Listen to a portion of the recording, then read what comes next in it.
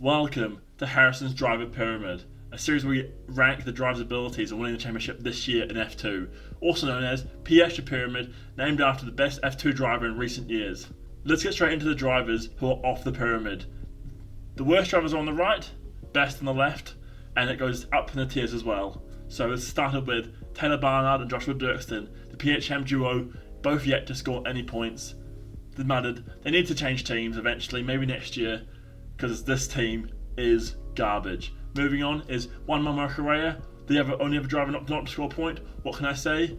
Three of the other guys on this tier, Stanek, Vishor, and Cordial, both older guys who've been in the series for a year or two, and just everyone knows what they're capable of. Not much. Stanek got a win recently, but still not enough just to put him on the tier list. Maybe if he keeps us up, in a few months' time, he could be on the pyramid.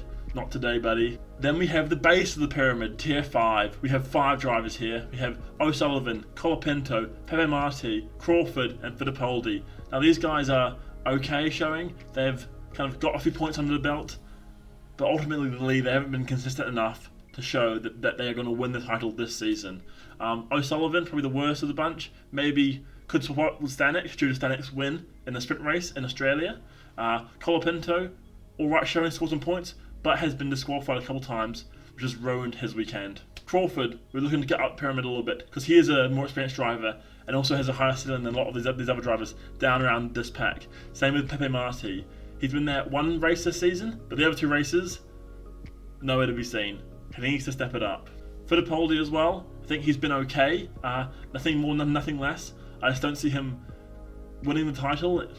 He doesn't have a great team, he doesn't have a lot of points currently, he doesn't seem to be getting a lot of points, so he ranks in my tier 5 today.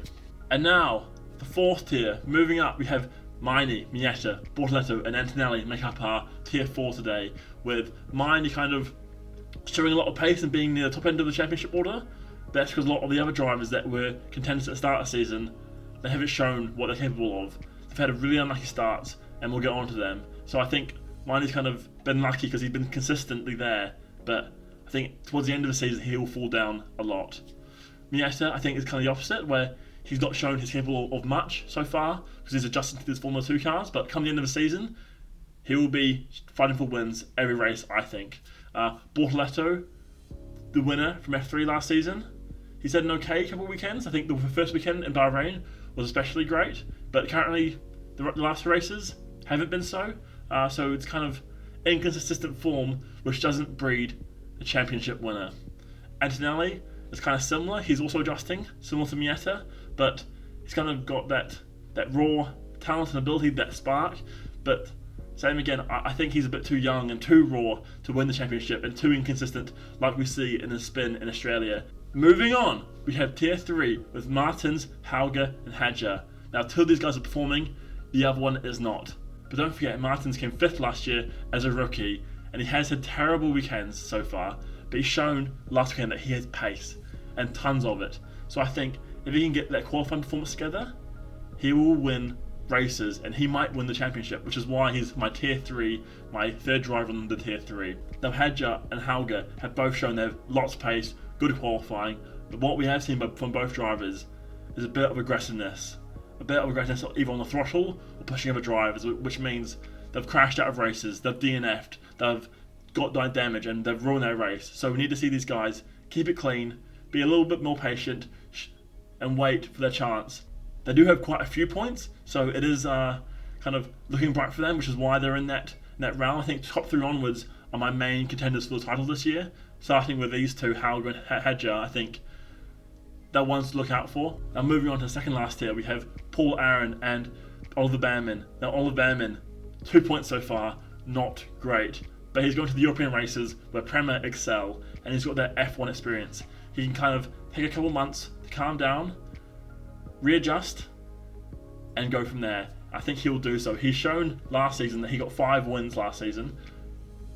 That was his rookie year. He's going to get more wins this season, as he's definitely moved on, as he's shown in that Formula 1 race in Jeddah. I think Paul Aaron is one of the wild cards of the season. He's come out of nowhere, well, not nowhere, but he was more underrated than Bortoletto and Pepe Marti, and he's shown that even though Mercedes dropped him, that he has tons of pace, and maybe They should have kept him around instead of Antonelli. And now we have the peak of Piastri Pyramid, Zane Maloney. He was far and away the best driver in the first weekend.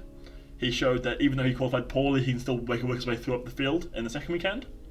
And last weekend, it was a bit iffy. He got a bit unlucky with strategy, but he still showed he can get strong points, and you need points every weekend, or you need to be there or thereabouts, and he's got it. He's always there. He's always there and thereabout. He's kept it clean. He hasn't ruined a race. He might have gone off a couple times, but that's not a race ruiner, and he can still bring it back from there. So I think he has the minerals, and he's my favourite to win the championship, given the amount of points he has so far, and also the team he's with, and what he's shown in the championship series so far. Let me know if you think there should be some changes. Who's at the top of your driver pyramid? Who do you think was going to win the title?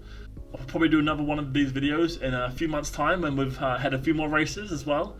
But yeah, there we go. Thanks for watching. Peace.